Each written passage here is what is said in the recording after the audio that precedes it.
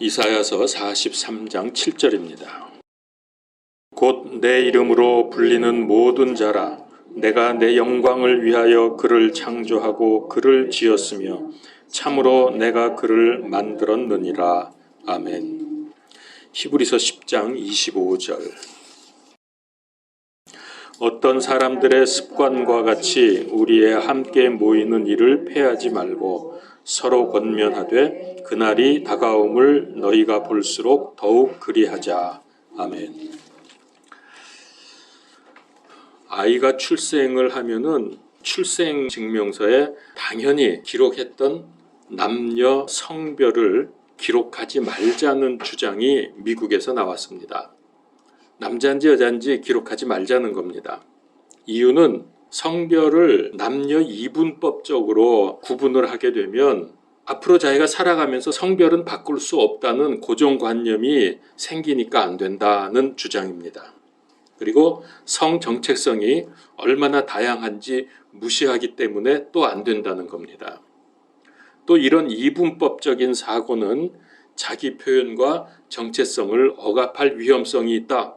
그리고 일부 사람들로부터 따돌림을 받고 소수화를 부추기기 때문에 기록하면 안 된다. 이런 주장들을 폈습니다.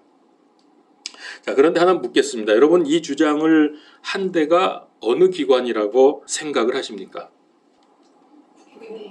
예? 국회. 예? 교회? 교회요? 굉장히 급진적이네. 놀랍게도 가장 반대해야 될 의사들입니다. 미국 의사협회의 아주 황당한 주장입니다. 그러니까 요즘에 생각할 수도 없고 정말 희한한 일들이 매일 넘쳐나는 시대에 우리가 살고 있습니다. 지금 우리나라도 화장실 전쟁이 벌어지고 있는 거 아시나요? 이미 화장실 전쟁이 벌어졌습니다. 남자는 괜찮다고 칩시다. 그런 경우 있잖아요. 잘못 들어와가지고 남자 화장실에 여자가 들어와요. 그럼 남자들이 이렇게 보고서 씩 웃고 말아요. 남자들은 잘못 들어왔구나 그러고 마는데, 남자가 여자 화장실로 잘못 들어갔다 그럼 비명소리에 난리가 납니다. 집어 던지는지 어떤지 모르겠지만, 그래서 남자는 그렇다 치고 여자들이 안전한 화장실을 사용할 권리가 있다고 생각을 합니다. 근데 지금 우리나라도 이게 좀 전쟁이 벌어졌다고 해요. 이것 때문에 여기저기서 서로 주장들을 하는 모양인데, 그래서 이럴 때일수록 우리는 세상 따라가지 말자는 겁니다. 더욱 하나님께 가까이 나아가야 합니다. 자, 오늘은 그런 의미에서 흔들리지 않는 믿음으로 세상을 극복하고 이기는 삶을 살았던 역사를 통해서 하나님의 교훈의 말씀을 받아보겠습니다. 위그노라는 말을 들어본 적이 있습니까? 아마 익숙하진 않아도 어렴풋이 기억이 나죠? 이거 아마 학교에 맨날 땡땡이만 안 쳤으면 위그너라는 말 한 번쯤은 들어보셨을 겁니다. 그래서 이제 위그노에 대한 말씀을 좀 드리려고 합니다. 자, 역사적으로 로마 콘스탄틴 황제가 기독교를 공인을 해줬죠. 그 전까지 핍박을 많이 받다가 기독교를 이제 국교로 했습니다. 그래서 그때부터 해가지고서 중세 1000년 이상, 중세가 끝나는 1000년 이상 동안 로마 천주교의 온갖 악행을 당하면서 이 사람들이 살았습니다. 정말 나쁜 짓 많이 했어요. 여러분들 몰라서 그렇죠? 상상불허입니다. 악행이. 정말 사람의 탈을 쓰고 이럴 수가 있는가 할 정도로 대단한 일들이 끊임없이 일어났을 때가 바로 그 중세기에 천주교가 지배했던 시대였습니다. 그러다 드디어 하나님의 때가 되어서 종교개혁이 일어나죠. 독일에서는 루터가, 그리고 스위스에서는 쯔윙글리와 칼빈을 중심으로 종교개혁이 시작이 됩니다. 루터의 후예들이 세운 교회가 루터교회고요. 쯔윙글리와 칼빈의 후예들에 의해서 세워진 교회를 개혁교회 혹은 장로교회라고 부릅니다. 스위스의 개혁교회 운동은 이게 프랑스로 건너가서 개혁교인들이 생기게 되는데요. 이 사람들을, 즉 종교개혁의 정신을 받아들이고 천주교에 항거한 이 개혁교인들을 가리켜서 프랑스의 개혁교인들을 위그노라고 불렀습니다. 영국에서는 이들을 청교도라고 했고요. 스코틀랜드에서는 언약도라는 명칭이 붙었습니다. 이렇게 각 나라마다 지역마다 개혁교인들의 명칭이 조금씩 다르게 불렸습니다. 그러니까 위그노가 뭐냐 한마디로 정의하면 프랑스의 개혁교회 신자들을 일컫는 말입니다. 16세기 중반부터 위그노라고 불렸는데요. 그때는 종교개혁이 시작된 초기였습니다. 종교개혁이 시작되고 얼마 되지 않아서 이제 위그노들이 일어나기 시작을 했죠. 루터와 칼빈의 영향력이 계속해서 유럽에서 확산이 되고 있었습니다.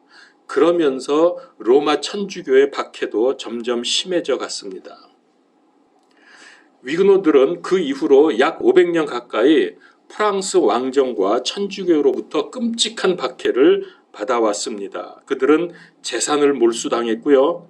고문당하고 추방당하고 화형당하고 이런 수많은 박해에도 불굴의 믿음으로 흔들리지 않았습니다. 이런 배경을 가지고 역사적인 사실을 살펴보도록 하겠습니다. 제가 여러분들에게 지금 사진을 여러 장을 보냈습니다. 폰을 켜고 우리 교회 방 열어보십시오. 프랑스는 천주교 국가였고요. 지금도 천주교 나라입니다. 1515년부터 1547년까지 프랑스를 다스렸던 왕이 프랑스와 1세입니다. 거기 사진을 보십시오. 맨 앞에 이제 순서대로 볼 텐데 맨 앞에 있는 사진 그 웬 멋진 남자가 하나 나오죠. 이 사람이 프랑스와 1세입니다. 이 사람은 굉장히 개방적인 사람이었어요. 그래서 종교개혁자 칼빈의 최고 역작, 그가 많은 책을 썼는데요. 가장 훌륭한 책으로 꼽히는 게 기독교 강요라고 하는 책이 있습니다.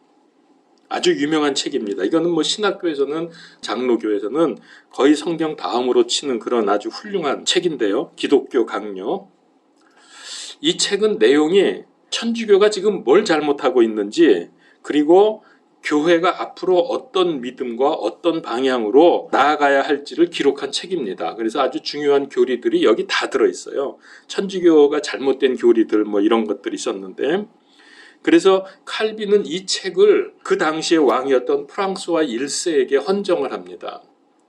그 이유가 뭐냐면은 그 왕은 개방적이었기 때문에 기대를 걸었던 거죠. 개혁교인들이 결코 나쁜 사람들이 아니다.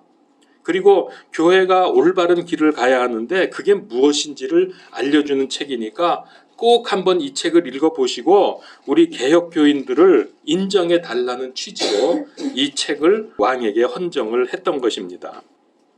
근데 아무리 그래도 프랑스는 천주교 국가였기 때문에 아무리 왕이 개방적이라고 해도 그런 요구를 받아들일 수가 없었습니다. 프랑스의 정책은 천주교 외에는 어떤 종교도 인정하지 않는다는 것이었습니다. 그래서 혹시나 했던 칼빈의 노력은 무의로 끝나고 말았습니다.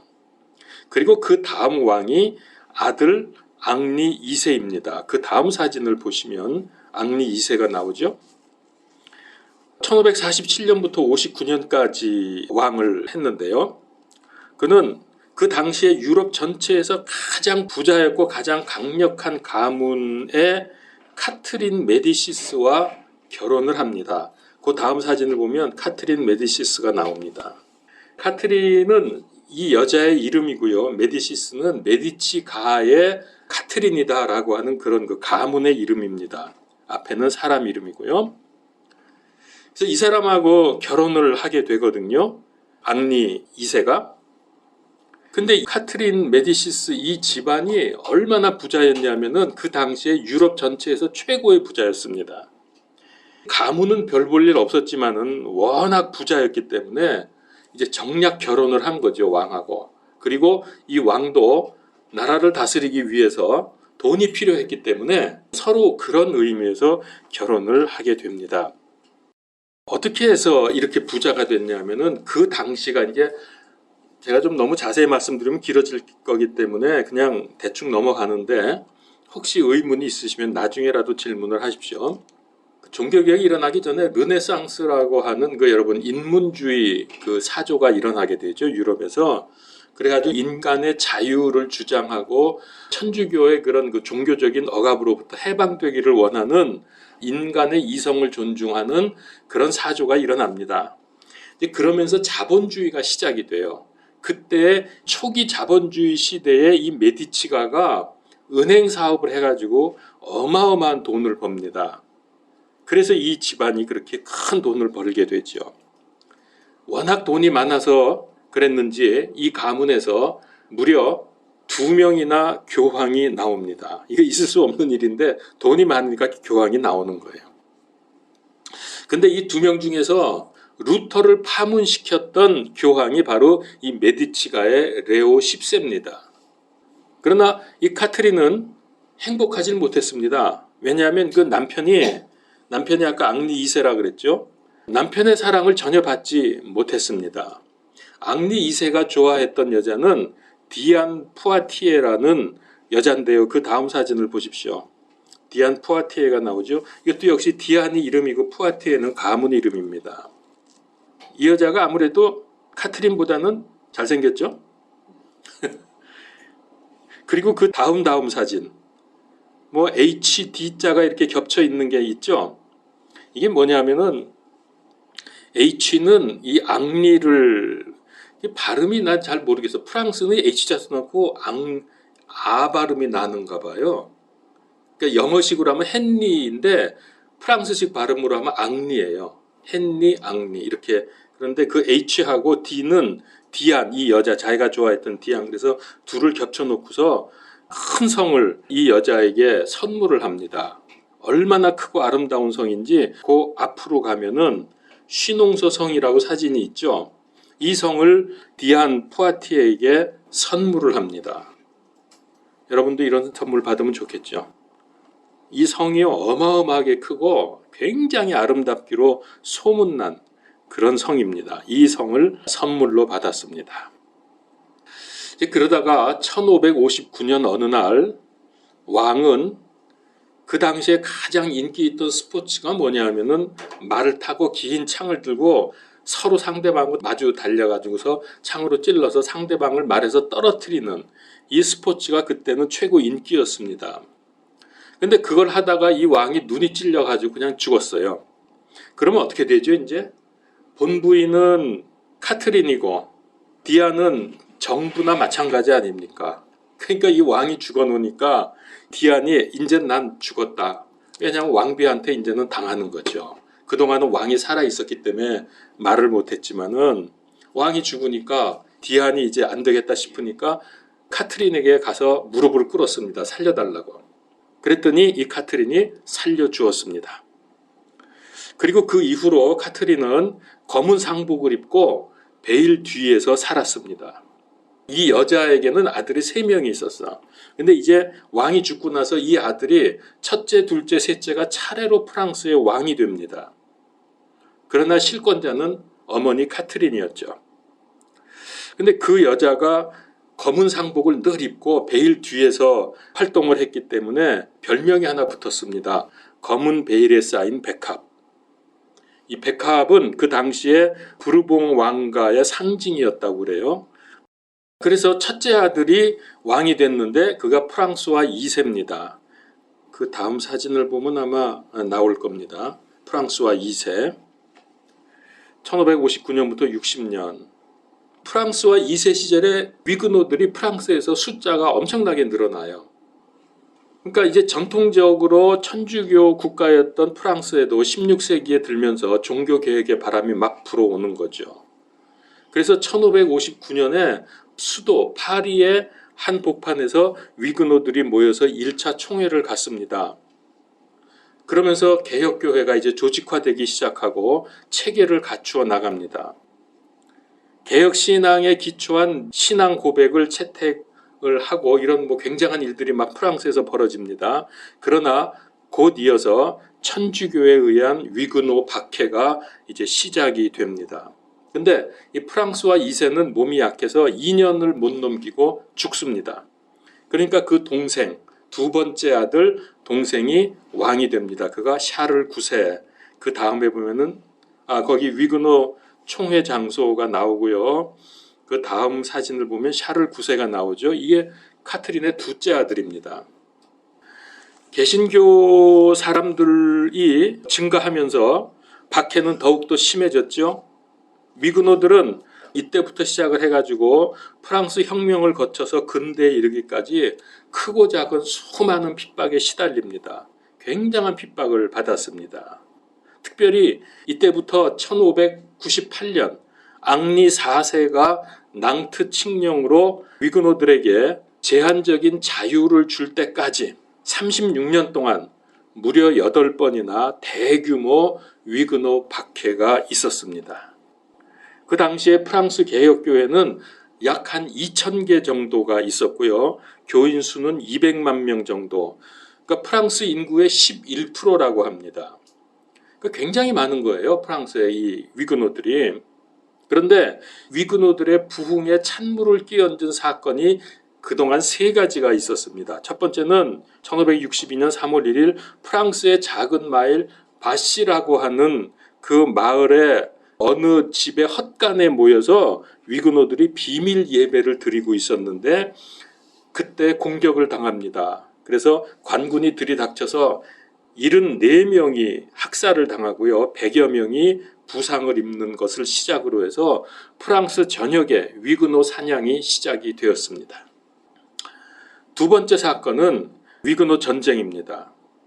앙리 4세가 이 앙리 4세는 나중에 말씀드리겠습니다.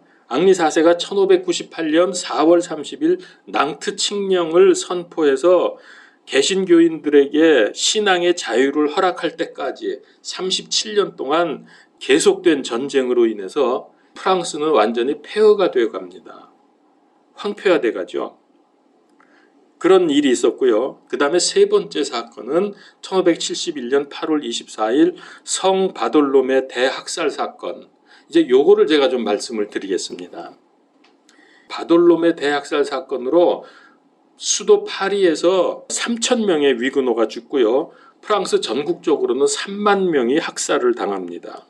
가장 큰 사건이었죠. 예수님의 12제자 중에 바돌로메가 있죠. 바돌로메를 성인으로 숭배하는 축제일에 이 학살 사건이 벌어졌다 그래서 성 바돌로메 대학살이라는 이름이 붙게 됩니다.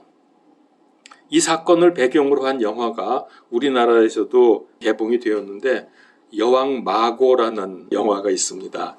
제가 나중에 기회가 되면 말씀드릴게요.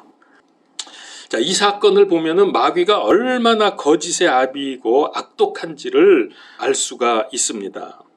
개신교도들이 많아지니까 이 검은 베일에 쌓인 백합 카트린 왕후가 제안을 합니다.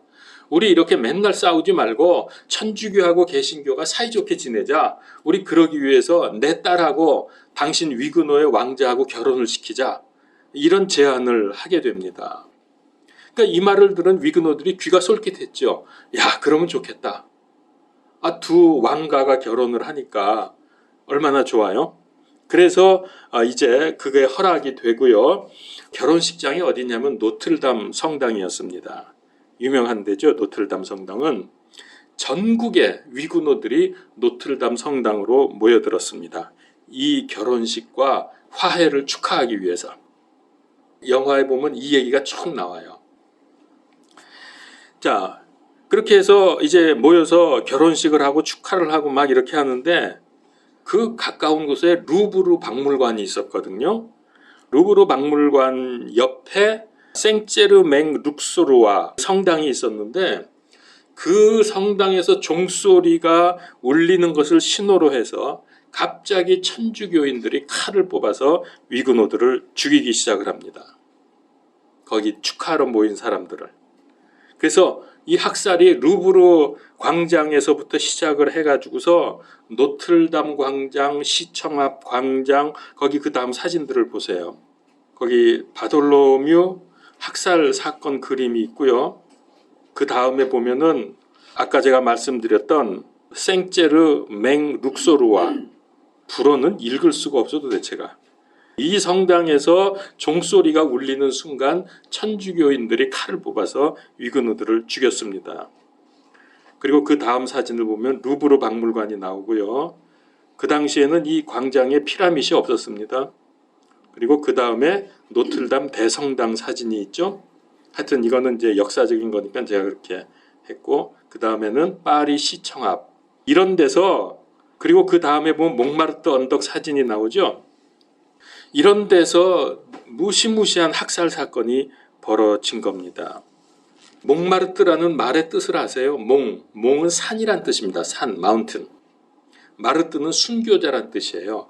얼마나 많은 사람들이 죽었는지 순교자들의 시체가 산을 이루었습니다. 몽마르트가 된 거예요. 근데 지금은 예술가들의 거리로 그렇게 되어 있죠. 자, 그들이 이 시체를 전부 세느강에다 갖다 버렸어요. 그러니까 강 전체가 핏물이 됐고요. 그 시체가 흘러서 현재 있는 에펠탑 앞에 전부 쌓입니다. 그 당시에는 에펠탑이 없었죠. 그래가지고 거기 뭐 어마어마한 그 시체들이 쌓이게 되었다고 합니다. 3만 명 이상이 죽었으니까 뭐 말할 게 없죠. 그리고 이 학살을 지휘했던 천주교 가문의 그 사람이 앙리 드 기즈라는 사람입니다. 영화에 보면 이 사람도 나와요.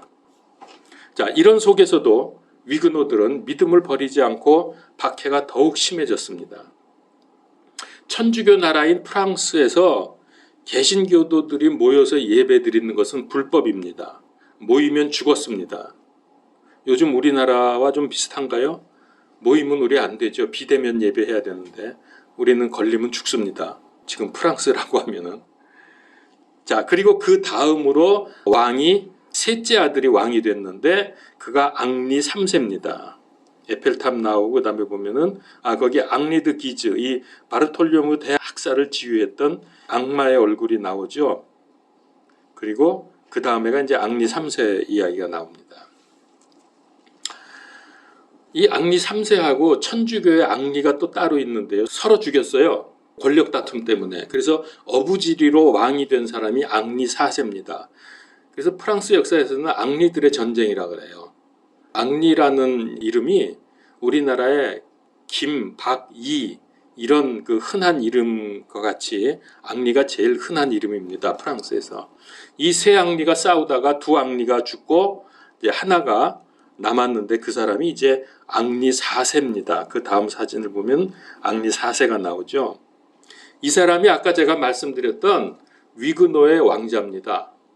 위그노 왕자고 메디치가 카트린의 딸하고 결혼한, 그러다가 바르톨로뮤 대학살 사건이 일어나죠. 그런데 이 사람은 위그노잖아요. 그러니까 프랑스에서는 위그노가 왕이 될 수 없다 그래서 천주교로 개종을 시킨 다음에 왕이 됩니다. 그리고 왕이 돼서 얼마 안 되어 가지고 1598년 앞에서 제가 말씀드린 낭트 칙령을 선포합니다. 낭트 칙령의 핵심은 뭐냐면은 위그노들도 모여서 예배를 드릴 수 있다는 거죠.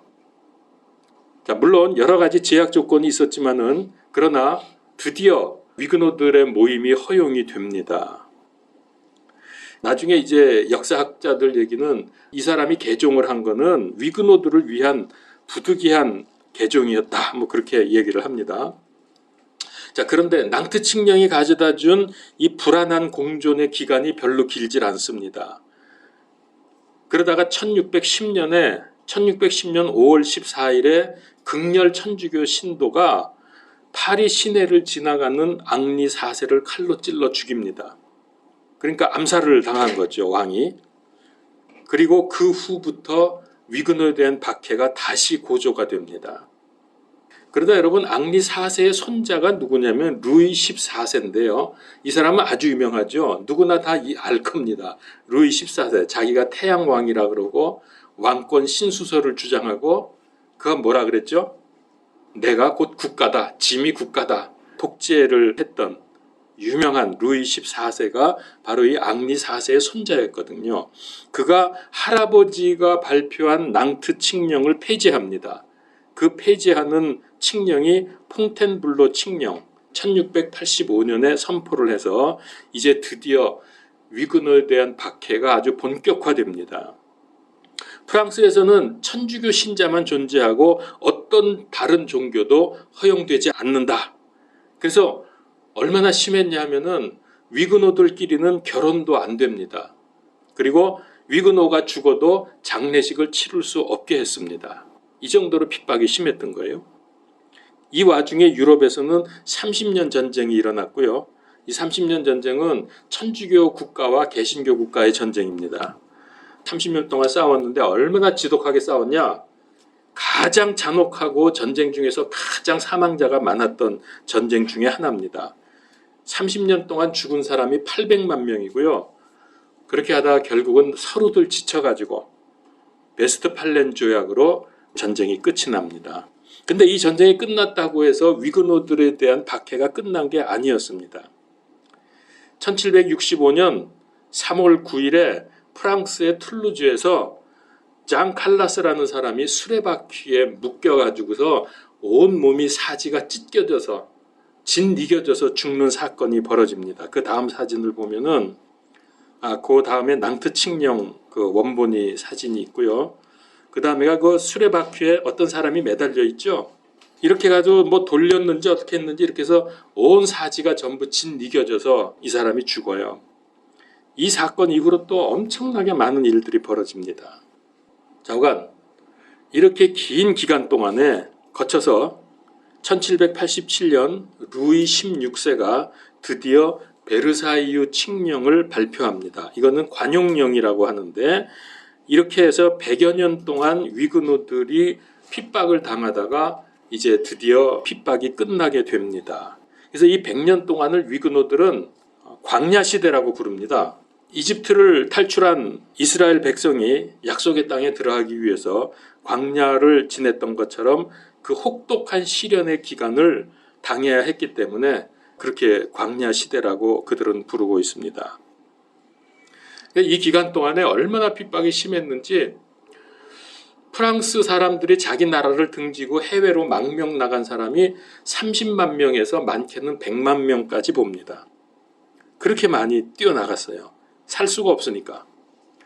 그래서 그 주변 나라들로 전부 퍼져나갔는데 멀리는 아메리카까지 미국까지 갔고요. 더 멀리는 남아프리카 공화국, 아프리카의 최남단 남아프리카 공화국까지 갔습니다.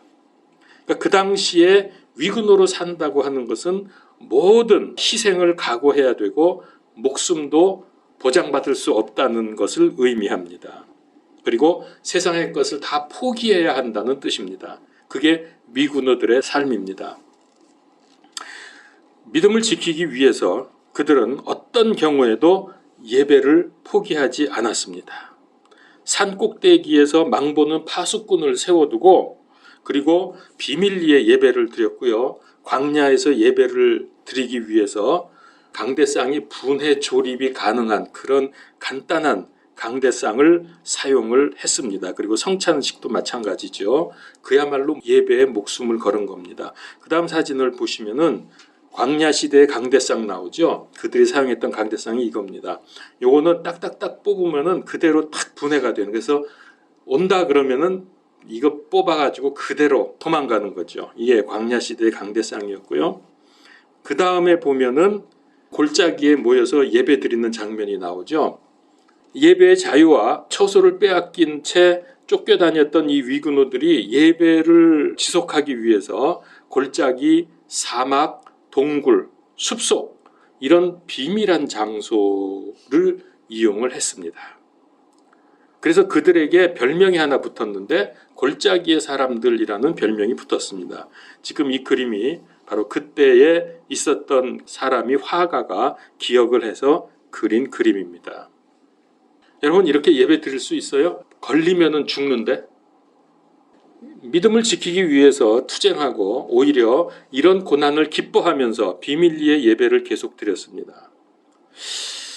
자, 지금 우리의 상황과는 좀 다르지만은 우리도 모임을 금지당하면서 지금 비대면 예배라는 듣도 보도 못한 예배를 강요당하고 있습니다. 마지막 때의 교회들은 이런 외적인 억압에 대해서 어떤 자세를 취하고 있는가? 위그노들처럼 예배가 믿음의 핵심이고 본질인 것을 알고 과연 간절한 마음으로 우리가 예배를 드리고 있는가? 성경 말씀에 의하면 위근호들이 당한 핍박을 훨씬 뛰어넘는 그런 고난의 시대가 곧 도래할 것입니다. 마태복음서 24장 21절에 보면 그때에 큰 환란이 있으리니 세상이 시작된 이래로 이때까지 그런 환란이 없었고 이후에도 없으리라. 위근호가 당했던 이런 환란과 핍박이 문제가 아닙니다. 이보다 더한 일이 앞으로 벌어질 겁니다. 여러분, 예배가 왜 그렇게 중요하죠? 왜 위근호들이 예배에 목숨을 걸었습니까? 예배는 믿음 생활 중에서 가장 중요한 요소입니다. 예배를 통해서 하나님 만나고 예배를 통해서 하나님을 경험하고 하나님으로부터 힘을 얻습니다. 피조물의 최고 목적이 하나님께 영광을 돌리는 것인데요. 그게 바로 예배거든요. 그래서 여러분 계시록에 보면은 천상의 예배의 장면이 나오는 것을 보죠. 이제 우리가 거기 가게 되면 하나님께 예배드리며 영광을 돌리는 일들이 계속될 것입니다. 예배 드릴 때 하나님을 만날 뿐만 아니라 영적인 힘을 얻게 되죠. 그리고 우리가 새로워집니다. 그리고 하나님의 자녀로서 정체성을 확립하게 됩니다. 이때 우리는 하나님의 사랑과 예수님의 은혜와 성령님의 인도하심을 경험하게 되죠. 이 중요한 예배, 이 예배가 세상 권력에 의해서, 좀 더 정확히 말하면 마귀의 억압에 의해서 점차로 약화되어 가고 힘을 잃어가고 있는 시대에 지금 우리가 살고 있습니다. 원수 마귀는 우리의 예배를 방해합니다. 예배를 무너뜨리려고 합니다. 이 시대의 그리스도인들은 성경에 어긋나는 일들에 대해서 강력하게 저항할 수 있어야 됩니다. 우리가 정기적으로 지금 예배를 드리지만은 왜 예배를 드려야 하는지, 예배는 어떤 자세로 드려야 하는지, 우리의 예배가 과연 성경적인지 하는 이런 예배에 대한 본질적인 질문에 응답을 하면서 살아야 된다고요. 예배의 목적이 뭡니까? 예배의 목적이 명확해지면 지금까지보다 더 크고 더 놀라운 하나님의 임재를 경험할 수 있을 것입니다. 그래서 예배의 가장 핵심이 무엇인가라고 묻는다면 우리는 하나님을 영화롭게 하기 위해서 지어졌기 때문에 예배를 드린다. 그게 오늘 이사야서 43장 7절 말씀. 곧 내 이름으로 불리는 모든 자라 내가 내 영광을 위하여 그를 창조하고 그를 지었으며 참으로 내가 그를 만들었느니라. 하나님의 영광을 위해서 우리가 지어진 거예요.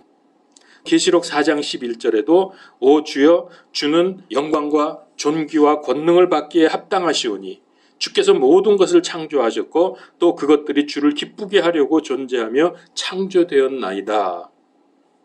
그래서 예배는 그리스도의 몸인 교회의 가장 본질적인 요소입니다.